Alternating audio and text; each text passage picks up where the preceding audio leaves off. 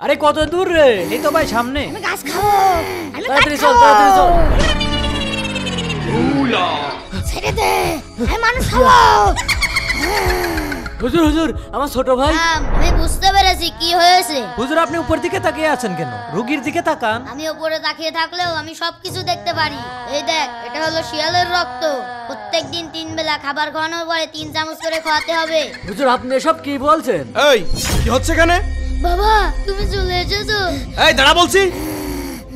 ভাই ভাই ভাই, আপনারা কিছু মনে করেন না, আমার ছেলে একটু দুষ্টুমি করে। তা আপনাদের ভাইয়ের কি হয়েছে? হুজুর কাল সন্ধ্যার সময় বাড়ি থেকে বেরিয়েছিল, তারপর থেকে এমন করছে। ভাই এগুলো চিন্তার কোনো বিষয় নয়। আপনারা আপনাদের ছোট ভাইকে সূরা ইখলাস, সূরা ফালাক, সূরা নাস পড়ে প্রত্যেক নামাজের পরে ফু দিবেন এবং আপনারাও নিজেরা নিজেদের শরীরে হাত বুলিয়ে নেবেন। ইনশাআল্লাহ মানুষ শয়তান এবং জিন শয়তান থেকে সকলেই নিরাপদ থাকবেন।